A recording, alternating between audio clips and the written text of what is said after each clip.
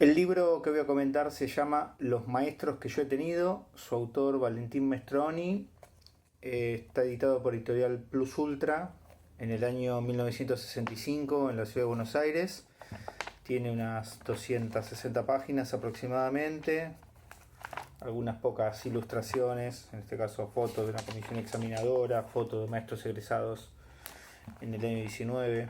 Valentín Mestroni nació en la década de 1890 en la ciudad de Buenos Aires. Se educó en el colegio Mariano Acosta, fue profesor de zoología, botánica y física. Escribió un libro junto a su hermano Lino sobre trabajo manual escolar. Fue jefe de estudios del Liceo Militar. También inspector de escuelas, vicepresidente del Consejo Nacional de Educación, sobre todo durante 40 años fue docente. Primero un prólogo que escriben Félix Coluccio y Estrella Gutiérrez, acá disculpen el nombre, Fermín Estrella Gutiérrez, es un maestro, poeta, pedagogo relativamente conocido de la época. Coluccio es un folclorólogo, creo que ya lo dije, también muy relevante, muy conocido en los años 60. Hay una primera parte luego de una suerte de anécdotas, semblanzas del barrio, de los medios de transporte, un poco cómo era la Buenos Aires de principios del siglo XX. Y sobre todo mucha descripción del clima escolar, la infraestructura, los muebles, el tipo de libros que se leían y tal. De alguna manera es el intento de describir, ¿no? Más que otra cosa, y de narrar ese momento de la historia educativa argentina. Una segunda parte más bien está orientada hacia semblanzas de profesores con los cuales, bueno, de los cuales Mestroni fue alumno o bien colaboró en sus cátedras o en su acción didáctica, digamos. Esta sería la última parte. Entonces, una introducción, un espacio más de anécdotas, clima y otro espacio más de semblanzas de docentes. Menciona una escuela en la cual se educó antes de ir Mariano Acosta, que tenía aulas hexagonales, por ejemplo, que eran una suerte de método de control de qué pasaba en cada aula por parte de un director, ¿no? Que podía visualizar todas las aulas al mismo tiempo. Luego menciona, bueno, claramente el edificio de la escuela, que en su momento, digamos, lo sigue siendo, pero bueno, en su momento era aún más magnificente. Posteriormente escribe un examen de práctica de un futuro maestro, un relato muy interesante de ese examen. Luego hay un relato que después voy a leer en forma particular para seleccionar un fragmento en particular, que es sobre la expulsión de un alumno. Eh, Luego hay, bueno, algunas menciones sobre anécdotas de indisciplina estudiantil muy divertidas.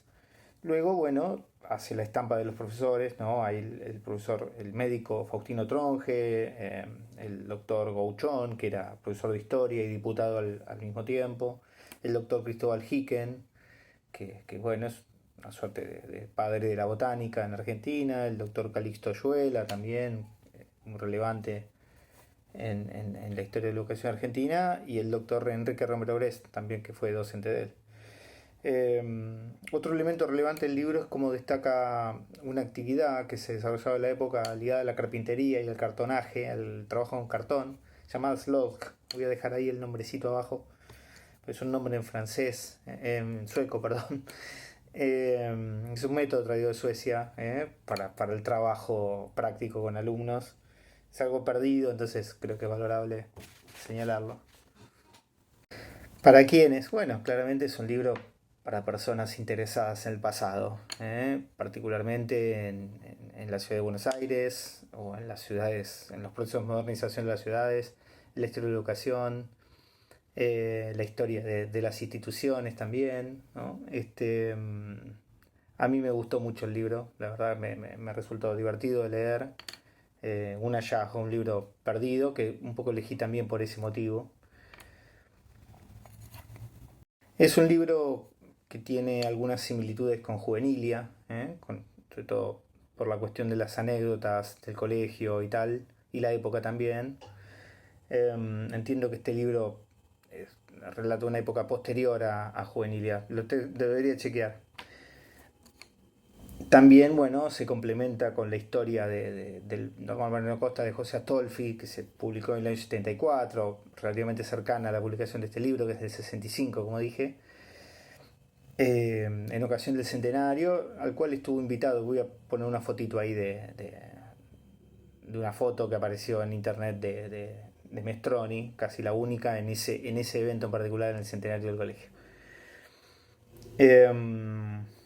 Bueno, claramente es un libro para leer en contraste con el sistema educativo actual, ¿no? Y con las prácticas educativas actuales. Es un libro que se consigue en Mercado Libre a precio relativamente económico. Lo vi a $1, $2, 3, 4, 5 a esos precios. Y había varios ejemplares, como 5 o 6 a la vista, así que se consigue. Gracias por llegar hasta acá. Si alguno se quiere suscribir a la página o poner like o poner un comentario, siempre ayuda, colabora para que más se enteren. Muchas gracias. Aquí va un ejemplo de justicia sumaria. El alumno de sexto grado, JB, de unos 14 años, persistía en su conducta descompuesta a pesar de todas las advertencias formuladas y los trámites que acabo de mencionar.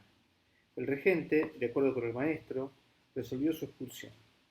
Voy a relatar el momento de la ejecución. Antes de romper filas para un recreo, toda la escuela de aplicación formó la terraza grande que da al campo de deportes. Los grados, paralelamente alineados, con sus maestros al frente. Apareció el regente acompañado del reo, a quien se había hecho recoger sus útiles, unos libros y pocos cuadernos, que llevaba bajo el brazo izquierdo, mientras que la mano derecha empuñaba la galerita que los alumnos grandes de sexto grado usaban acompañando al pantalón largo. El regente, rodeado de algunos profesores y alumnos, exhibiendo al culpado, pronunció un breve discurso sobre la inveterada mala conducta del alumno y los resultados negativos obtenidos con los correctivos aplicados. A medida que avanzaba el discurso, JB, que al principio no pareció mayormente interesado, se fue interesando muy de veras por esos elogios. Se acercó más al regente, con la cabeza algo inclinada a un lado, y fija su mirada en el disertante, con intención evidente de no perder detalle alguno, como quien escucha una disertación que le atrae y desea no olvidar nada. Terminada la locución, el regente pronunció la sentencia que a todos nos pareció terrible. Alumno JB, por estas razones, su permanencia en la escuela no es posible. En consecuencia, queda usted expulsado. Puede retirarse.